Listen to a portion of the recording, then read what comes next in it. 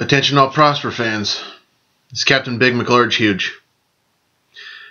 It is with great sadness that we recognize the loss of the following individuals from the Oregon shooting that happened this past week.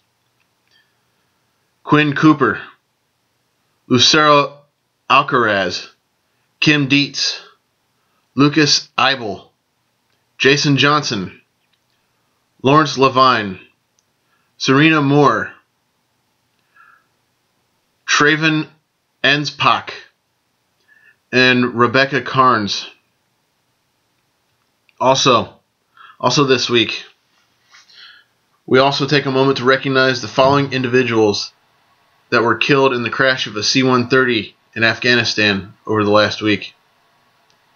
Captain Jordan Pearson, Captain Jonathan Golden, Staff Sergeant Ryan Hammond, and Senior Airman Quinn Johnson Harris, all from Tthis Air Force Base, as well as Senior Airman Nathan Sartain and Airman First Class Casey Ruiz from Hanscom Air Force Base. These losses are rough, and the hearts of all of us here at Prosper go out to our loved ones. And I know it's not much, but I offer a moment of silence for these individuals.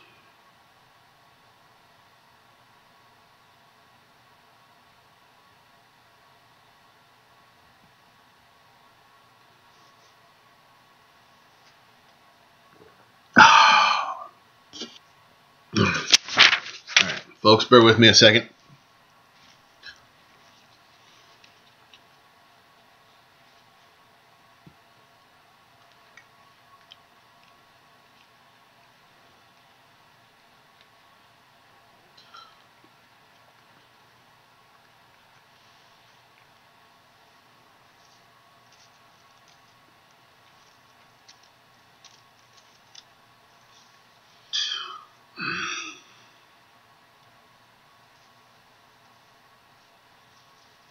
I apologize. There really wasn't a better way to do that.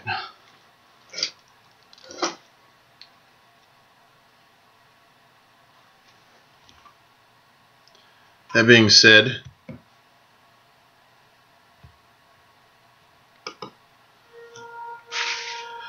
Captain's Log, Stardate 151004. How's everybody doing this week? I honestly have mixed feelings this week. Excuse me. Whew. This has been one of those weeks. Good week, quick week, but crappy stuff happened this week. Hey, you know what?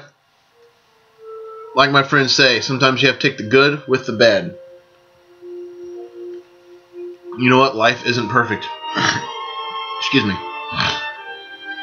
Alright, I'm getting a little off track here. This week's unofficial sponsor of this entry is the Facebook page Live Long and Prosper, commanded by Captain Christine Hope, inspiring all around the world for peace and long life. Keep in mind your mind matter. The Live Long and Prosper Facebook page can be found at facebook.com/feeling free to love Star Trek. If you can't spell any of those words, then you have no business being on the internet or on the Facebook or any of that other good stuff. That being said, this was a rough one. I need a big drink. So here we go. I have Rogue Hazelnut Brown Nectar. This is 1 pint of awesomeness.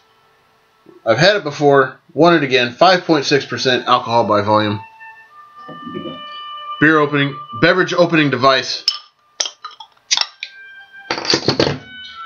into the official Prosper beverage consumption device. Not going to get it all in one go, but hey, I'll do what I can.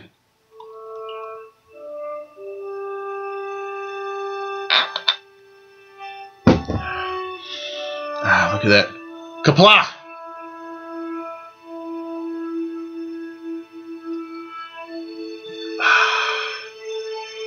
pretty good.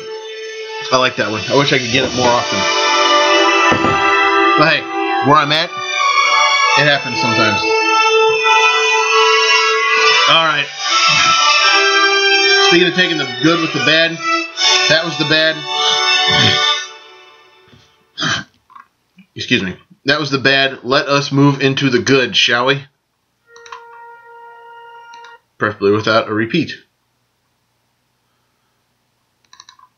Birthday greetings for the week. First one, I have to give it up to my friend Bethany Weaver. I knew her as Bethany Chenoweth back in the day. Grew up with her, her brother, and her other sister, Josh and Andrea, respectively. Bethany, how are you doing? I hope you had a good birthday. I hope you had a good week, a very decent week. I hope things are going well for you. Hey, you know what? As far as I know, you don't drink, so I shall have one for you. Excuse me. Fireball tribute's always a rough one for me, folks. Where's my favorite prop? Oh well, can't. There it is. Sorry, not myself without my favorite prop, folks. I'm a little off today. It happens. Nobody's perfect. Okay, Bethany Weaver, happy birthday, sweetheart. All right, moving on. Next birthday on the list, it's a guy I haven't met in person, but he is one of the two individuals you will find as a part of the Trek Geeks podcast. William Smith. Will? Or is it Bill? Or do you prefer William? Either way, happy birthday to you, my friend. I finally made it through the... Oh, who was it? I finally made it through the Richard Hatch episode. I'm about halfway through First Contact Day. I have an extra day this week. I am going to try to make it through that one. What the heck is going on with my hair? I think my hair is starting to fall out. Anyway, Will, Bill, William, whichever one you go by, I give you the Prosper salute for an awesome production that you and your friend Dan put on. Hey, happy birthday.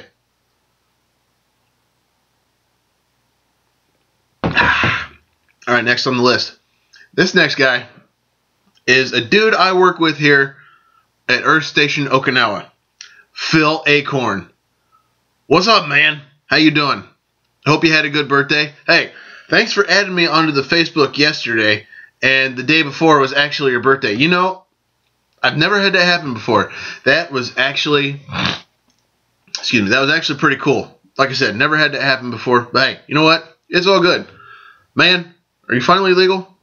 Excuse me, can you finally have one of these? If not, I'll enjoy one for you. Whew, almost didn't get that out. Alright, next on the list. Another guy I met here, Earth Station Okinawa. I actually kind of flew in with him. Hung out with him a few times. Grant Lane. Grant, man, what's going on? You know what I haven't done in a while? Boop. No, man. Hope you're doing good. Hope life's treating you okay. Hope you're staying safe doing what you're doing. And you know what? Excuse me. Happy birthday to you. Next on the list, gal I actually went to school with. You're behind me in school. Megan Lohorn. Megan? Excuse me. Sunshine, how are you? How you doing? Hope life's treating you well. Hope you had a happy birthday. I hope you had the opportunity to enjoy at least one of these. You know what? Something happens, you can't do it. I'll enjoy one for you. You know what? What the hell? And last but not least, another gal I know here, Earth Station Okinawa, lovely lady, Monica Shannon. Monica, I'm sorry you had to work over your birthday weekend. I'm very sorry. I hope you didn't have to do too much work over the weekend. You know what? It could have been worse. Could have been worse. But hey, Monica, my dear, here's a happy birthday to you. I hope Dustin did his best to spoil you this week. Or spoil you on your birthday. If not, let me know. I'll attempt to kick his ass for you. All right. That's it for the birthdays. Didn't have very many of those this week. All right. I gotta give some love to a couple of couples that I know. The first couple, I met him here. He is here. Well, he may not be right now, but he is here. Excuse me. She is not. I'm talking about Corey Downing and Brittany Miller, whom I just found out. Oh, excuse me. Oh, I'm sorry. Corey and Brittany, whom I just found out got engaged yesterday. To you two, very, very heartfelt congratulations. You two make an awesome couple. I give you two the prosper salute. And you know what? I know a reverend.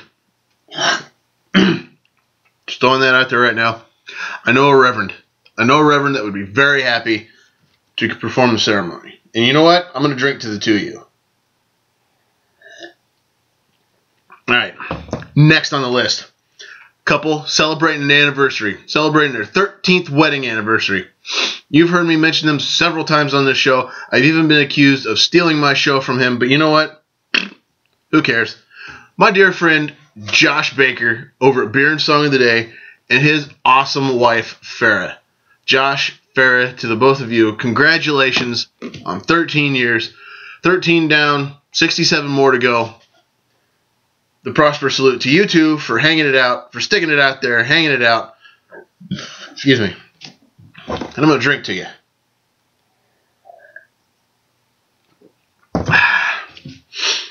And another shout out, another greeting. She had a birthday last week, but as luck would have it, she ended up giving birth to a baby daughter. Heather Consola, congratulations to you and Brandon. I hope you and baby are very healthy. I forget your daughter's name, but I hope you two are happy and healthy. Excuse me. You know what? The prosper salute to you. A Ferengi would look at that as an eviction. Just saying. But honestly, congratulations to you and your husband. And I drink to you. Alright. Now, before I get to the final greeting for the week, let me bring out Identify This. Had 3 entries this week. This entry, I asked for the episode. Now, the person that actually got a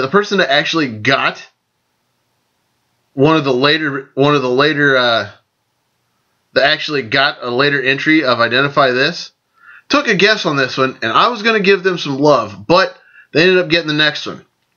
And I'll get to that one here in a second, but what I was looking for this one was episode. And of course, Next Generation fans should know, this is Relic's 6th season episode, in which the Enterprise finds that Janolan crashed on a Dyson sphere, and Scotty jury-rigged a transporter to keep himself alive for 75 years. Good episode, one of my favorites. And the thing with the Next Generation is, I can't pick one favorite. Honestly, there's too many. It'd be like picking your favorite child. But, if I had experience there. But honestly, my favorite Next Generation episode changes with my mood. But that's a different subject for a different day. All right. Now this next one, I was looking for the organization. What organization is this man representative of? And Evan Marriott Brave got this one. He said, Section 31, that's exactly right. That is Luther Sloan, that he is a known agent of Section 31. Evan, to you, my friend, I give you the prosper salute.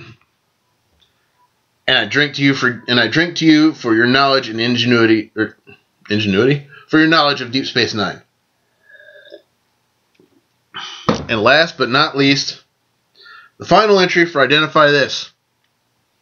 That's Jonathan Frakes and Nana Visitor. But what I wanted to know was the episode.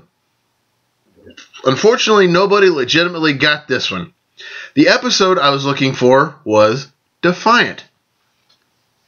3rd season episode took place after Generations appeared after the film Generations appeared in theaters, as evidenced by Jonathan Frakes growing his mouth T, or goatee as it's more commonly known. But all good. Congratulations, Evan.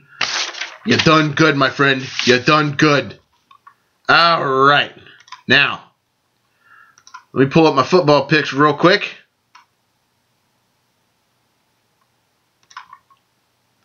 Sorry, folks. I am a little unprepared. Like I said, one of those weeks. But yeah, you know what time it is? It's football time. If the music will pop up.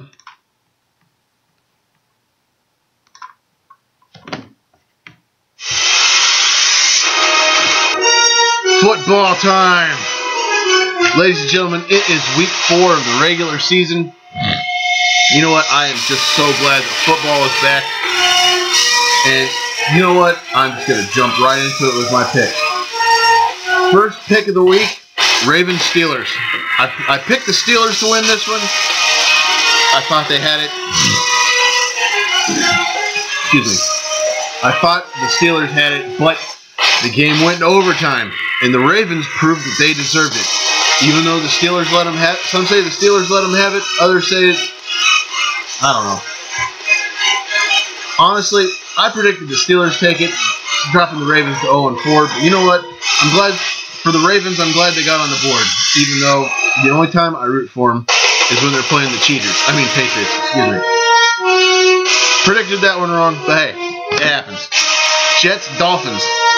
I got the Jets pegged to win this one. If the Dolphins lose, they're going to become the laughing stock of the AFC East this year.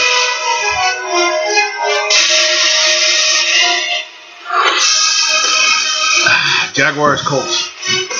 Now, excuse me. At the time I made this pick, I didn't know if Andrew Luck was going to be in the game. However, as it turns out, Andrew Luck is not going to play this week. I'm honestly a little nervous about this one now. I'm sticking with my pick, saying the Colts are going to take it home.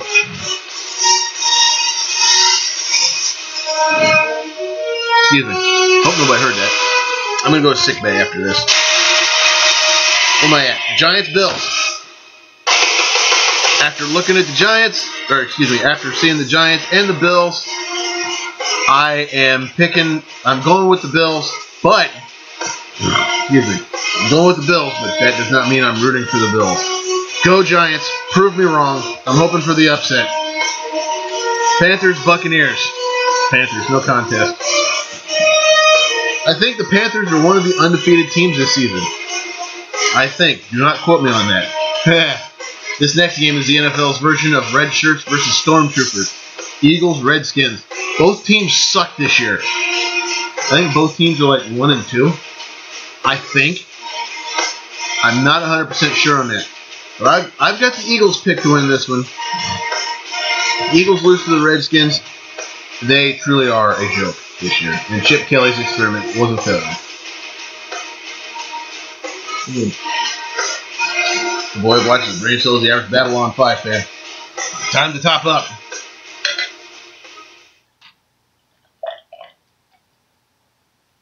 Ooh, almost got 2 full mugs out of this one.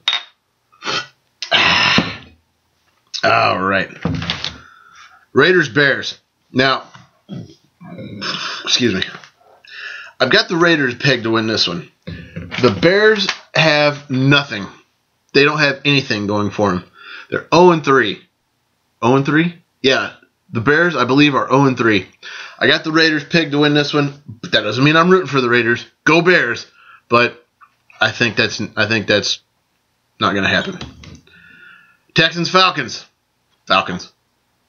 Sorry, it's another AFC South team playing somebody else. The only time I will root for an AFC South team, excuse me, is if they're playing the cheaters, like I did last week.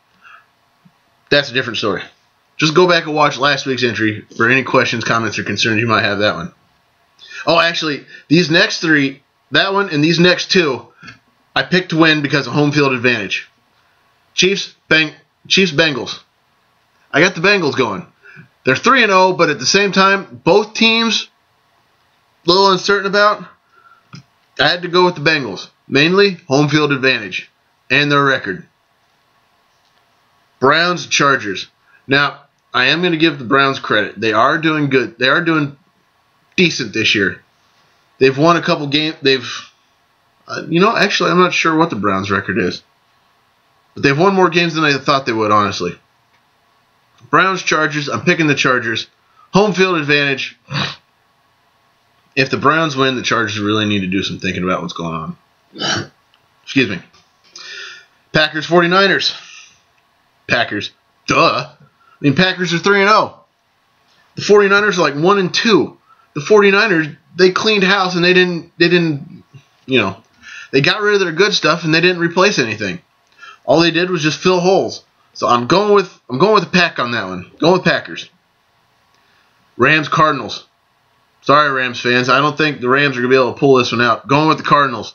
Cardinals are looking good. I think they're also undefeated. Vikings, Broncos.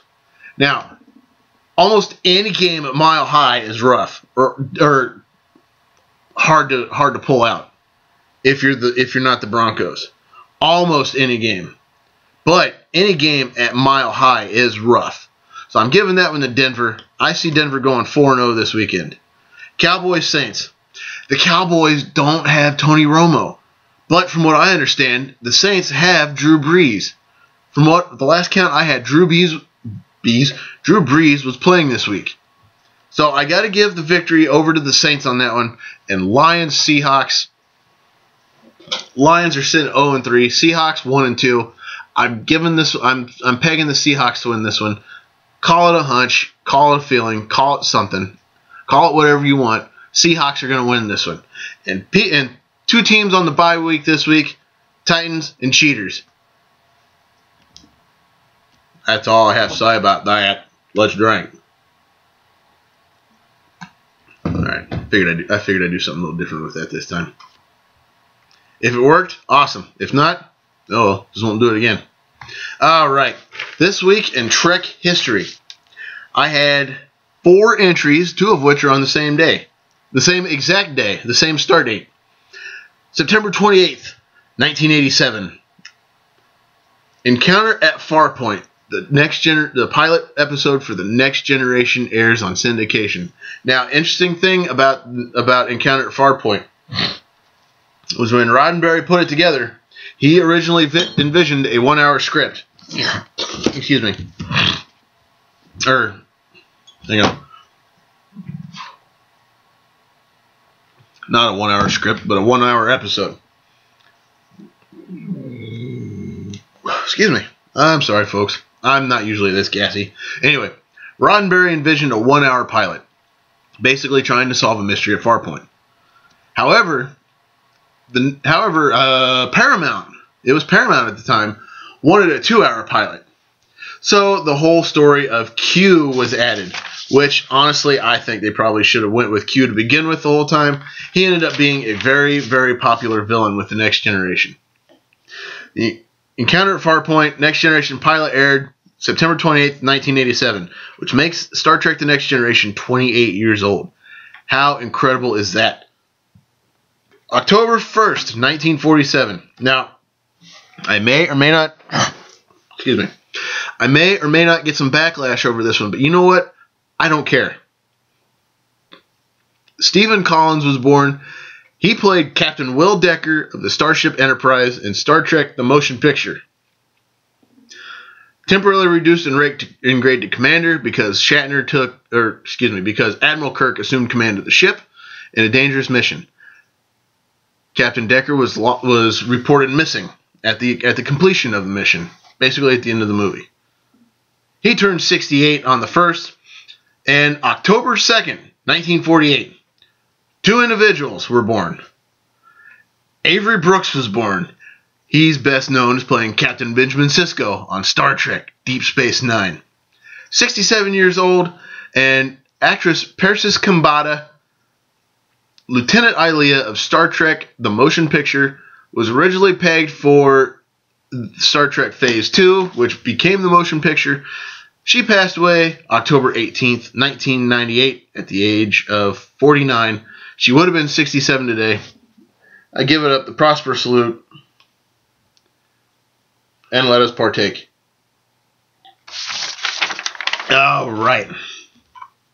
Now that is said and done, let us move on to this week's entry into the databanks. The immunity syndrome. You know what that is, folks. That's a spoiler alert. A fatigued USS Enterprise and crew is en route to Starbase 6 for rest and recreation.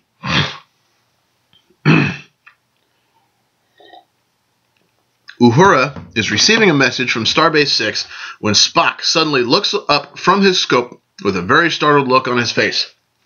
Spock just felt the USS Intrepid die. Kirk orders Spock to sickbay as Uhura is able to clean up the message from Starbase 6, who orders the USS Enterprise to Sector 39J. All contact with Solar System Gamma A and the Intrepid has been lost. As Mr. Kyle, sitting at the helm, adjusts their course, Chekhov reports from the science station that the Gamma A star system is dead. The hell did I do? Okay. As McCoy is examining Spock at sickbay, Spock and his medical instruments both say Spock is alright. Spock tells McCoy that even a half Vulcan can hear the death cries of over 400 Vulcan minds. He and McCoy further debate human emotions as Spock returns to the bridge. Mr. Kyle reports the shields have raised automatically. As the ship slows, they encounter a hole in space to which Spock is unable to analyze. This hole in space is in a calculated course between the Intrepid and the Gamma 7A star system. The Enterprise launches a probe, which is immediately rendered inoperative. McCoy calls the bridge, reporting half the people on the ship have just fainted, but can handle the situation by injecting the crew with stimulants. Spock is still unable to explain what the phenomena is, but explains the cloud isn't solid, liquid, or gas, nor is it a nebula. Spock further speculates that the phenomena could possibly be what killed Gamma 7A and the Intrepid. Kirk orders the ship to enter the area of darkness, arming all defensive systems. Arming. After a burst of loud noise, Chekhov reports that the stars are gone, despite no sensor data. As the situation in sickbay is reported as becoming worse, Scotty reports that there is a registered power loss on the boards. McCoy arrives on the bridge with a nurse and begins pumping the bridge crew full of stimulants. Despite Spock being unable to offer concrete answers, he's noted that as the ship gets closer to whatever they're heading for, they get weaker and whatever gets stronger. After Kirk gives the crew a brief pep talk over the intercom, McCoy reports that the crew is dying.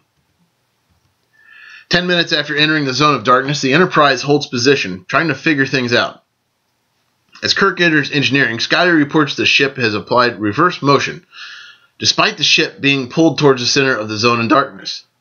Spock recommends applying forward thrust to stop the ship. As life force indicators read a drop, McCoy orders more stimulants for the crew. Kirk orders forward thrust, which has the desired effect of slowing down the ship, but not stopping it. As the ship slows, the life force indicators stabilize, albeit at a very low level. In the briefing room, the senior staff determines that whatever the ship is pursuing is existing in a negative power flow force, whatever the hell that means. Kirk orders all power channeled to a forward thrust in an attempt to escape. As they thrust forward, the ship slows but rocks violently. Their attempt has failed. Scotty speculates that the ship has 2 hours of power left. With no power, the ship drifts forward towards a giant living spaceborne creature.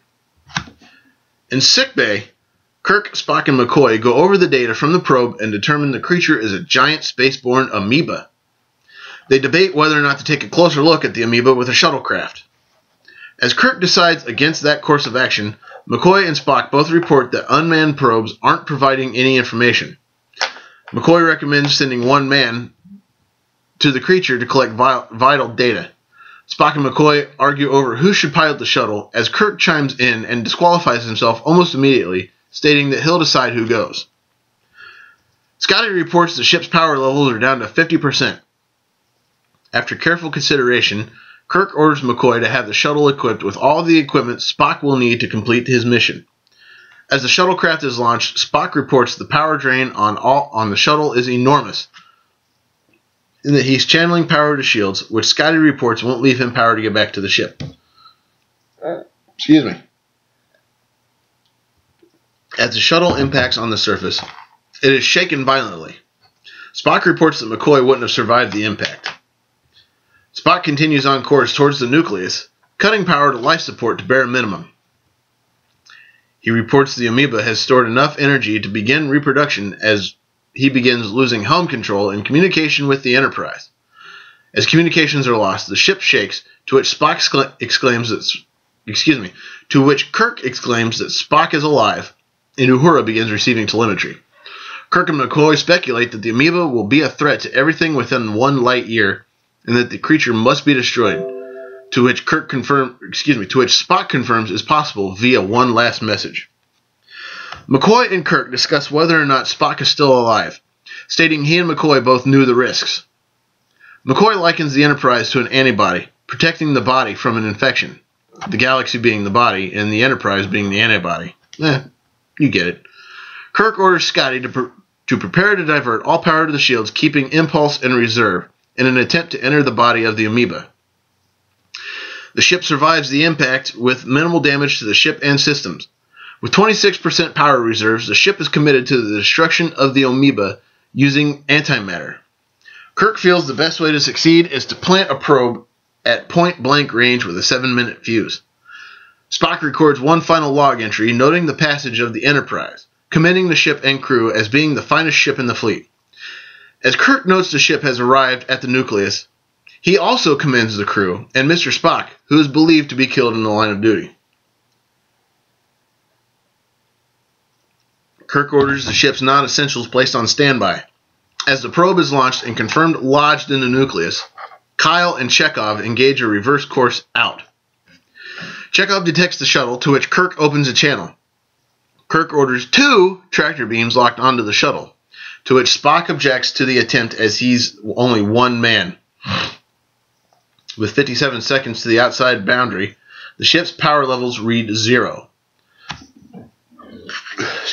Suddenly, the Enterprise and shuttlecraft shake violently.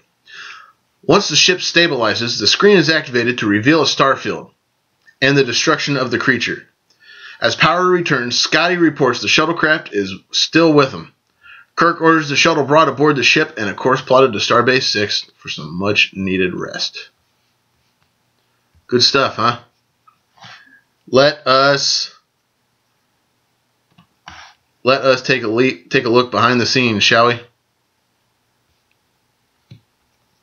Robert Sabaroff's outline on 14 August 1967 described the creature as a giant virus living in a cell that consists of our universe, and the illness affecting everyone was attributed to a reversal of the Enterprise's polarity, which did happen in that which survives.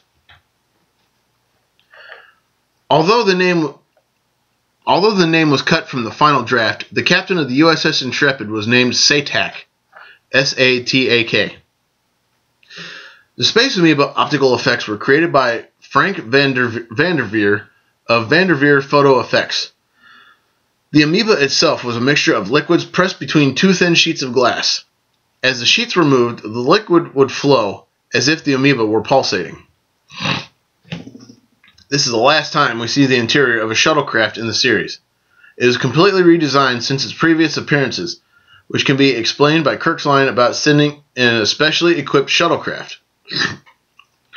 The equipment included computer banks that were previously seen in the Starbase Operations Room from the Menagerie Part 1 and the Armenian War Room and A Taste of Armageddon.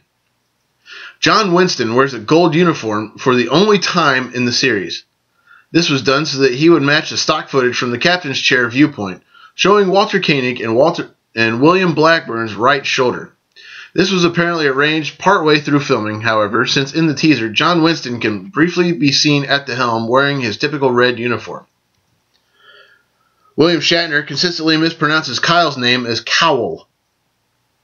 It's the same actor. Why not just call him a different name? Put him on temporary assignment or something. Hey, I don't know. Whatever. This episode was the last time in which Kirk's green wraparound tunic was used. The last time viewers would see the shirt would be in Bread and Circuses, since the Immunity Syndrome aired first. This is the last episode directed by Joseph Bethany, who, along with Mark Daniels, holds the record for helming the most number of episodes for the series.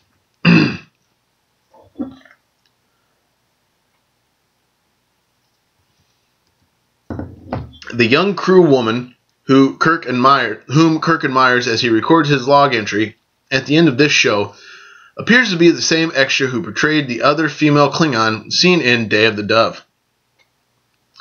The script ended simply with Kirk ordering the Enterprise to proceed to Starbase 6. The tag bit of Kirk looking at the aforementioned young woman and repeating his line from the teaser about hoping to get some rest on a lovely planet was improvised by Shatner and Bethany on the set. This was the first episode ending with a Paramount Television logo instead of the Desilu logo, after Desilu was sold to Paramount Pictures. The end credits of this episode include a makeup test shot of William Blackburn as the android from Return to Tomorrow. Excuse me, I'm sorry, folks. Wearing a brown velour zippered top.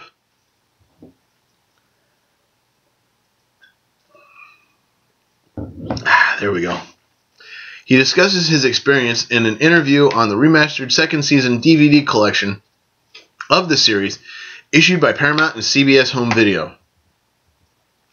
Spock explains in this episode that Vulcan was never conquered. However, in The Conscience of the King, McCoy says, "Now I know why they were conquered," in response to Spock's refusal to drink alcohol. This might be explained by Vulcan never having been conquered, but one or more of their colonies having been annexed by another power at some point. And folks, that is all I have for today. You know what? Let's slam it home. Devoid of life's a brain cell is the average Babylon 5 fan. Ladies and gentlemen, excuse me. As always, I want to take a moment to thank you all for allowing me into your homes on your computers or smartphones via YouTube or Facebook or however you watch this entry.